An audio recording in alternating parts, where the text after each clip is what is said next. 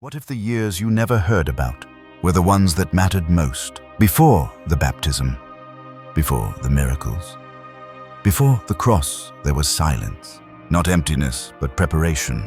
A child vanished from the scriptures, yet not from the earth. He walked beneath unfamiliar stars, spoke to rivers, wept over broken lambs. And in the highlands of Ethiopia, among stone monasteries and whispering caves, his story continued, unwritten, unseen, but never forgotten. This is not speculation. This is sacred memory preserved by those who listened when the world went quiet. So come close, let the silence speak. Let the dust rise. Let the forgotten years unfold. The highlands of Ethiopia do not speak quickly. They whisper through wind, through stone, through the breath of monks who chant without moving their lips. It was in those highlands that he was hidden, a boy wrapped in wool too thin for the mountain cold, feet raw, from journey eyes dark and wide like wells left untouched. He had no name in that place, only a silence that followed him. Each night as the fires dimmed and the stone walls held their breath, he would lie on a cot of straw facing the ceiling, clutching a small strip of linen. It smelled faintly of frankincense and of her. He would close his eyes and remember the way she called his name, the soft way her fingers traced his brow when he cried, her voice when she sang to him during thunder, the sound of water when she washed his hair, the hum of bread baking at dawn. None of it was here. There was only the rustle of dry grass beneath him, the breath of cold air between the stones, the ache behind his chest when no one called him my child. And in the darkness, he tried not to cry. Sometimes before sleep, he would whisper her name under his breath. Not mother, but the word he used as a toddler, soft and half-formed like petals curled in rain. And in that moment, the scent of her hair would return to him earthy with hints of olive oil and sun. He would see her hands again, red from grinding grain, yet gentle enough to tuck his curls behind his ear. He would hear her humming as she folded his blanket by the fire. Not a lullaby, just breath in rhythm with love. He remembered once when he woke crying from a dream and she pressed his face to her chest and said, "Even when you are far, my heart is near." That memory. He tucked it behind his eyes, held it like a coin under his tongue, but still, he didn't want them to hear him sob. He didn't want to be seen as small, or weak, or homesick. He would press his face into the linen and breathe as slowly as he could until the ache turned into silence, until the silence turned into sleep. That night, the wind howled, and in the garden beyond the chapel wall, a sound broke through the stillness, a tiny bleat. Fearful, sharp, wounded. He rose. No one saw him slip from his cot. No one followed as his feet moved silent as shadow through the carved archways and down to the rocks. There, tangled in thorns, a small goat, not more than a few weeks old, lay trembling. Its side was torn, its breath shallow. It made no sound when he approached, just blinked up at him, like it already knew. He knelt, and gently he did what any child might do. He wept, not loudly, just one tear falling onto the goat's wound. Then he placed his small hands on its shaking flank and whispered, a language that did not belong to any tribe, but all of them at once, and the wound began to close, not instantly, but as if time itself changed direction. The goat stood, wobbled, then nuzzled his palm. A monk saw it. Old Fana, keeper of the bells. He didn't speak, only bowed his head and sang, not a hymn of triumph, but a lullaby, for he knew this was no ordinary child. This was the one the scrolls spoke of, the Eastern Light, who would pass through the south and return bearing the scent of cedar and fire. Later that week, Fana sat beside the boy on the ledge. They watched the valley turn gold beneath the rising sun. Fana turned to him and asked softly, "Do you miss her?" The boy hesitated, then nodded just barely. And that's when it happened. His lip trembled, his eyes filled. He turned his head away, too quickly, ashamed that the old man had seen it. "I'm sorry," he whispered. And Fana placed a hand on his back. "You don't have to be strong here," he said. "Just real." But the boy could not reply. He simply stared ahead, stone-faced shoulders rising and falling with a quiet grief too ancient for words. It was not pity that bound them. It was reverence. Fana knew he was not holding a child, but something timeless cloaked in skin. Still, he was also a boy, and he missed home. And he needed someone to remember him as more than a name in a prophecy. Dear listener, if your heart has paused even for a moment, know this. You are hearing more than a story. You are remembering. We are verse and wisdom, and our calling is to restore the sacred silence between words. To tell stories not just for the mind, but for the soul. If you feel that, stay with us. Subscribe to this journey. Let us walk these forgotten paths together. Let each echo in the Highlands lead us back to the one who wept for a goat and remembered his mother in the cold. Because that boy's story has only just begun. The Highlands of Ethiopia breathe with secrets, some carved into stone, others carried in the hearts of those who never wrote. One morning, as the mist clung to the valley like memory, the boy followed a winding path beyond the monastery. No one told him to go, but the earth seemed to invite him, each step a whisper, each breath a calling. At the edge of a sun-split ridge there stood a hut made of rock and smoke. Inside, a man sat cross-legged in shadow, his skin like river bark, his beard long streaked with ash, and his eyes closed forever. He was called Da'ane, the one who sees without seeing, a hermit, a healer, a holy man no longer needed by the world but still needed by heaven. When the boy stepped closer, Da'ane did not startle. He only said, "You came late, little light." The boy said nothing. He sat at the threshold, watching the wind circle the embers in the hearth. They sat that way for hours. No words. Only the silence of two flames, one in fire, the other in flesh. Then Da'ane broke it. "Do you know what the silence teaches?" he asked. "That not every pain must be spoken, but every pain must be heard." The boy turned to him. "I can heal them," he said. "I can stop the pain." Da'ane smiled, slow and sad. "But will they learn?" The boy lowered his eyes. That evening they walked to a hollow carved into the mountainside. As they entered, the air shifted cooler, heavier, like water poured through stone. Their footsteps echoed not with sound, but with memory. Faint incense lingered from generations past. A single beam of light slipped through a crack in the ceiling, falling like a golden sword upon the earth. Symbols lined the walls, circles, eyes, hands open and hands clenched. Animals walking on two legs, a child with flames for eyes, a tree with bleeding roots. Da'ane placed his hand upon one symbol, a man kneeling, his heart open, his mouth closed. "This is how the earth listens," he said, "not with answers, but with presence." He handed the boy a stone marked with the same symbol. "Keep it. Let it remind you, power is not your only gift. Mercy is the greater one." The next day, a child from the village stumbled into the clearing. He was bleeding, crying, his ankle broken from a fall near the cliffs. The boy rushed toward him. His hands glowed faint with heat. Da'ane raised his voice, sharp as flint. "Wait," the boy froze. "Do you see him?" Da'ane asked. "Yes." "No," the old man said. "You see his wound. You do not yet see him." The boy looked again. The child's face not just twisted in pain, but fear, shame. He had run from his father in anger. He had broken not just his body, but trust. The boy stepped back, kneeling, not touching, just being. And slowly the child calmed. The sobs slowed. The fear lessened. Only then did the boy place his hand on the ankle and heal it. Da'ane nodded. "That is healing," he said. "Not changing the body, but changing the story." Later that night by firelight, the boy asked, "Why do I feel their pain so deeply?" Da'ane looked toward the stars. "Because you are meant to carry it," he whispered. "But only those who've wept in silence can carry the world without crushing it." In the following weeks, they shared little food, but many silences. The boy learned to listen to trees, to speak with birds, to trace the movement of wind like a script.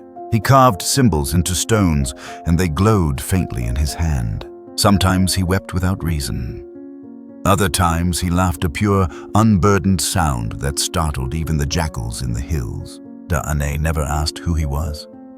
He knew.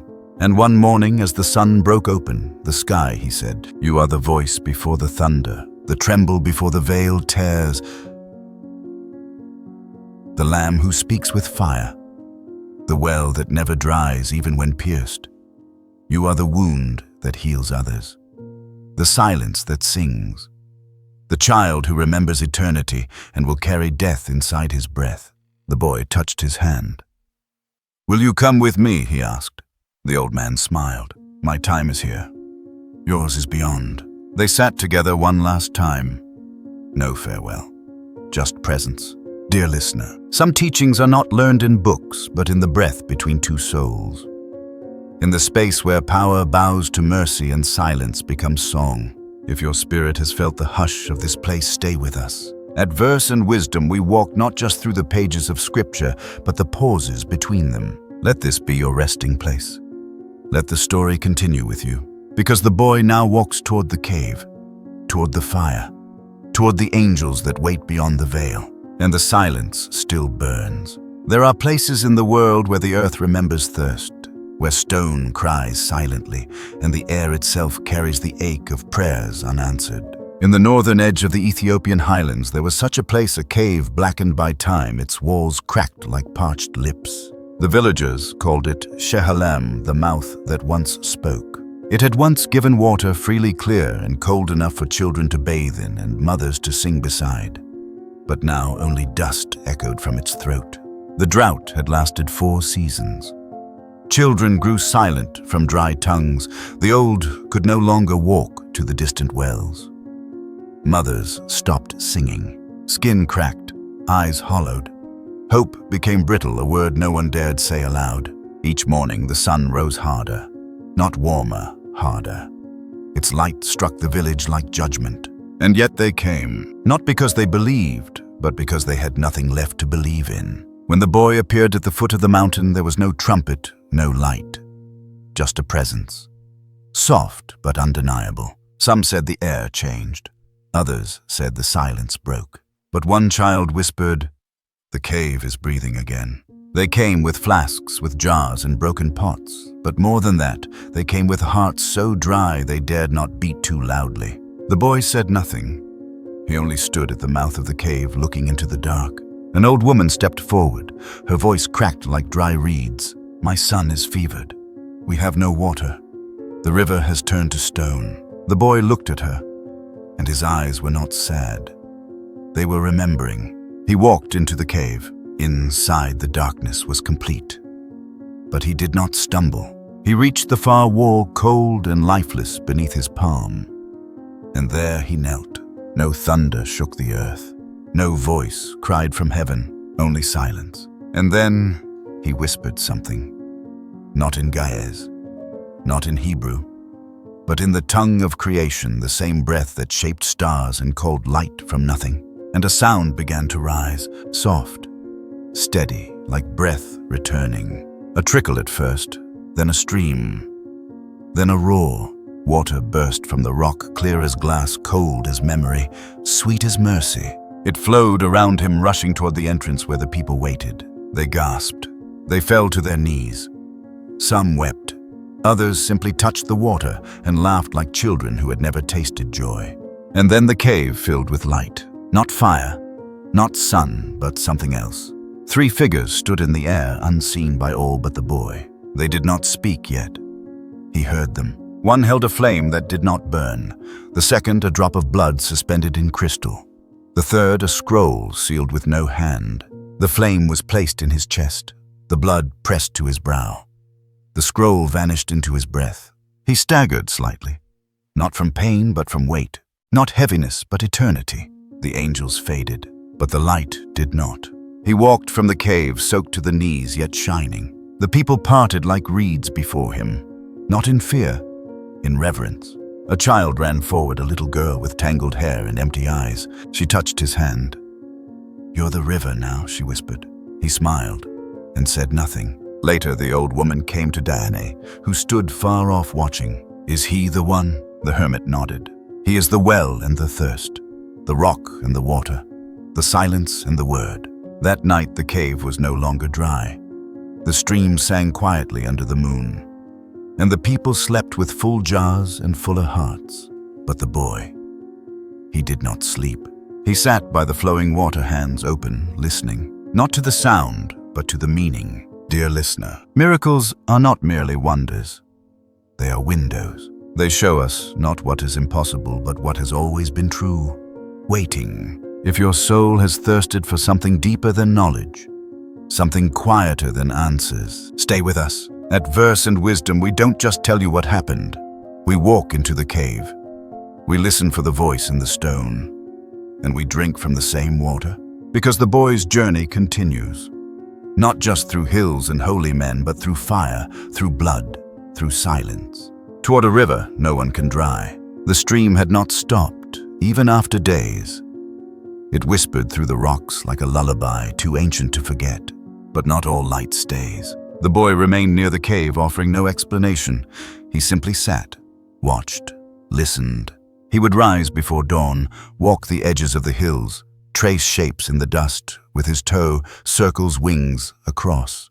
And then one morning, Da'ane did not rise. The old hermit had died in his sleep, his hands folded, his face turned toward the sunrise. The villagers wept. Some placed incense at his door. Others recited prayers they hadn't said in years. But the boy, he didn't cry. He sat beside the body. Not for hours, for an entire day. As the sun set, he lifted Da'ane's hand and kissed the fingertips. Then he carried the old man alone to a quiet place beneath an acacia tree. There he dug the earth with his own hands. No shovel, no ceremony, only love.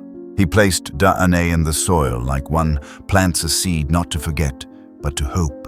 Before covering the grave, he took a stone from his pocket, the one Da'ane had given him in the cave. He pressed it into the earth. Then he carved words in a language no one else spoke, words that glowed faintly before fading into stillness. They said, "You taught me to see with closed eyes, to heal by listening, to love without needing to be loved." He stood, and the wind carried the dust like ash across the valley. That night, the moon rose full, and the water sang softer, as if mourning. The boy returned to the village, but he did not stay. No one saw him pack. No one asked where he was going.